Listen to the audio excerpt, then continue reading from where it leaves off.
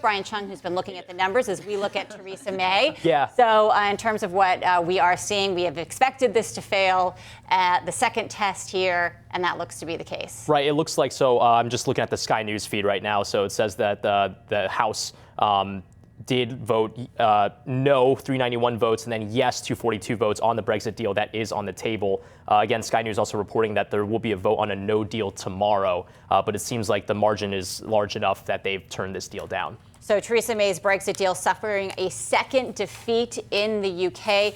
What we believe is going to happen the rest of the week is that there would be two more votes. So this one, even though they got those last-minute changes from the EU last night, that did not look to be enough to sway enough people to her side. So there'll be another test on Wednesday.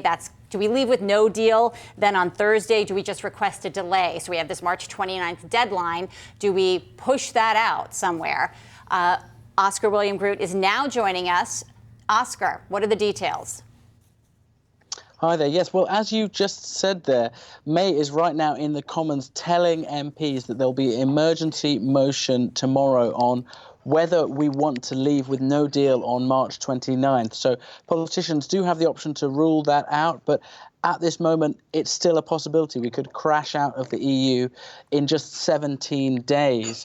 Now, if she does manage to buy herself some time, depending on that outcome, we don't know where this is going to go now, because she has reduced the margin of the defeat. Now, back in January, she asked MPs to approve her deal. Back then, she lost by 230 votes, which was the worst defeat ever for a sitting government. She's reduced that to 149 today, which is still a hammering defeat. But obviously, she's brought it down by around almost 100 votes. So she's making progress there. But realistically, where do we go from here? Does she keep going again and again until she does get approval? Or does she just say, listen, I've tried my hardest, I can't go anywhere, we're just going to have to fall out of the EU and figure it out after that happens? So, Oscar, does this all, seem to be still having to do with the Irish backstop? Like, what wasn't she able to get people to coalesce around after those concessions last night? We saw that Britain's Attorney General, Geoffrey Cox, had come out talking about the legal risks of staying in. What was the issue here? The backstop is the key issue here. People fear that they're going to get trapped in this sort of Brexit limbo where they claim to have left the EU, but actually the EU won't let them leave until they agree on future trading relations. And if basically the EU will hold all the cards and can force them to remain within the customs union using the Irish question as that sort of manoeuvring point. Now, obviously, Theresa May last night said that she thought she had legally binding assurances from the EU.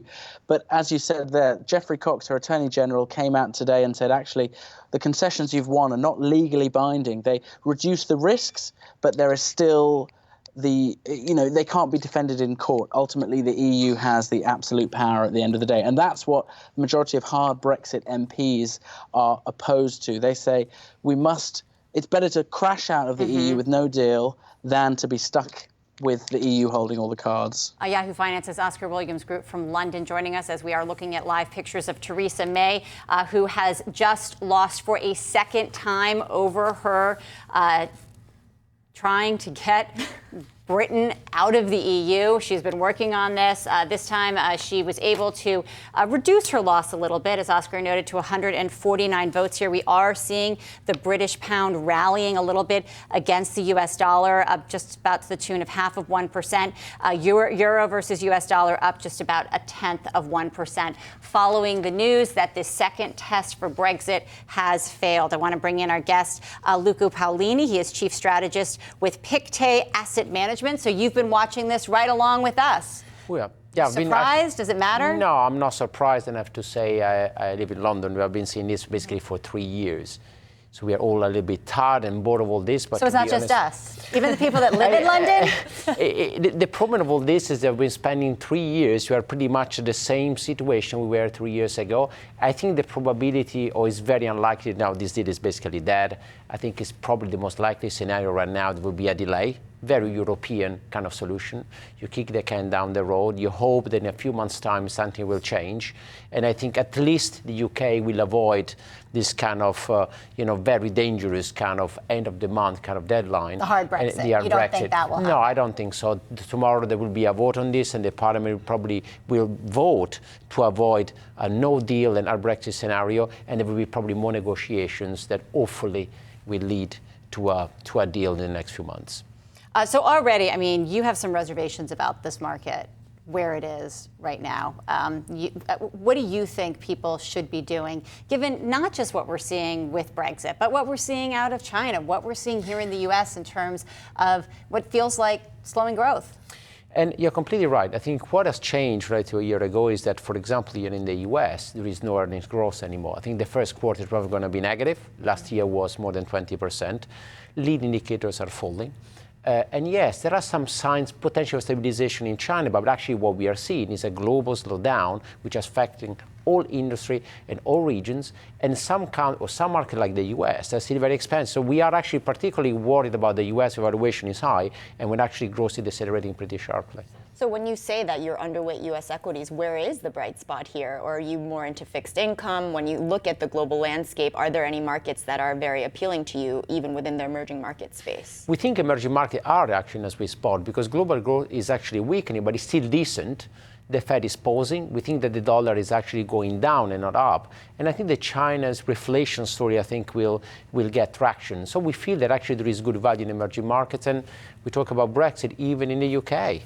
Dividend yield of 5%, that's a market that's very defensive, which is exactly what you want to have in this phase of the business cycle. So that's where we think the opportunities are, UK stocks, emerging markets, but also emerging markets in general.